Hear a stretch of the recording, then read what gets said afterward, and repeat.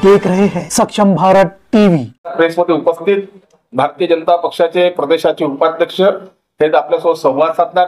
सोबतच भाजपाचे जिल्हाध्यक्ष माननीय सुधाकरजी कोळे, माझे सहयोगी महामंत्री अश्विनीताई जिचकार, रामभाऊजी आंबुलकर, त्यानंतर प्रदेश प्रवक्ते तथा आपले मीडिया प्रभारी चंदनजी गोस्वामी, संपर्क प्रमुख भाल्याभाऊ बोरकर उपस्थित, आनंदरावजी राऊत उपस्थित, सर्व बंधूंनो, भारतीय जनता पक्षाला घवघवीत यश मिळालं।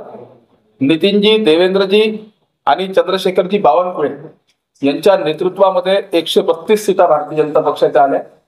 तत्पित्यर्थ एक चांगला सत्काराचा, नागरी सत्काराचा कार्यक्रम भारतीय जनता पक्ष उद्या करणार आहे।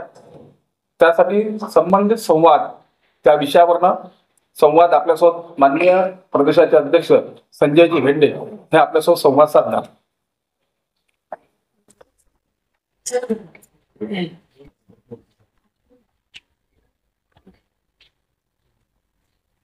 नमस्कार। जसा आता उल्लेख केला की महाराष्ट्रामध्ये भारतीय जनता पार्टी आणि महायुतीचं शासन आलेलं आहे।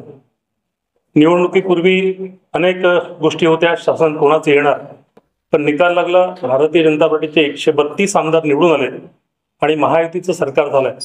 सरकार झाल्यानंतर नेमके मुख्यमंत्री कोण होणार याची चर्चा मीडियाने खूप केली।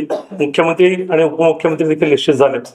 त्यानंतर मंत्रिमंडळामध्ये कोण राहील अशा प्रकारची उत्सुकता होती आणि मंत्रिमंडळी झालं। त्यानंतर आणखी एक प्रश्न होता की पोर्टफोलिओ कोणते कोणाला मिळणार, ते पोर्टफोलिओ पण झाले आणि प्रत्यक्षात सरकारचं काम सुरू झालेलं आहे। या सरकारचं नेतृत्व जे करतात आहे माननीय देवेंद्रजी फडणवीस, महाराष्ट्राचे मुख्यमंत्री आहेत।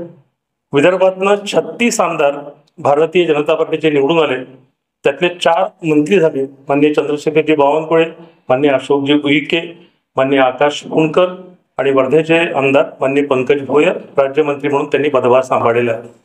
हे 4ही मंत्री माननीय देवेंद्रजी फडणवीस मुख्यमंत्री म्हणून आणि 4 मंत्री यांचा सत्कार आणि विदर्भातल्या सगळ्या आमदारांचा भारतीय जनता पार्टीच्या वतीने हा सत्कार होणार आहे। उद्या संध्याकाळी 5 वाजता हा सत्कार सुरू होईल। आपलं जे ईश्वर देशमुख शालेय शिक्षण महाविद्यालय आहे, या महाविद्यालयाच्या ग्राउंडवर, या मैदानामध्ये हा सत्काराचा कार्यक्रम होईल। यात मुख्यमंत्री देवेंद्रजी फडणवीस, चंद्रशेखरजी बावनकुळे, आकाशजी पुणकर, अशोकजी उईके आणि माननीय डॉक्टर पंकज भोयर हे 4 लोकांचा मंत्री म्हणून सत्कार आणि उरलेल्या सगळ्या 32 आमदारांचा, 33 आमदारांचा हा सत्काराचा कार्यक्रम राहील। या कार्यक्रमाला केंद्रीय मंत्री माननीय नितीनजी गडकरी हे अध्यक्ष म्हणून असतील, यांच्या हस्ते या सर्व मान्यवरांचा सत्कार होणार। नागपुरातला देखील विजय मोठा आहे, 4 आमचे आमदार निवडून आले आणि विदर्भातले 32 एकूण आमदार निवडून आले। या सगळ्या आमदारांचा सत्कार देखील मोठ्या प्रमाणात होणार। या कार्यक्रमाचं आणखी एक वेगळं स्वरूप आहे की याच दिवशी 25 डिसेंबरला देशाचे पूर्व पंतप्रधान श्रद्धेय अटल बिहारी वाजपेयी यांच्या जन्मशताब्दीची सुरुवात होत आहे।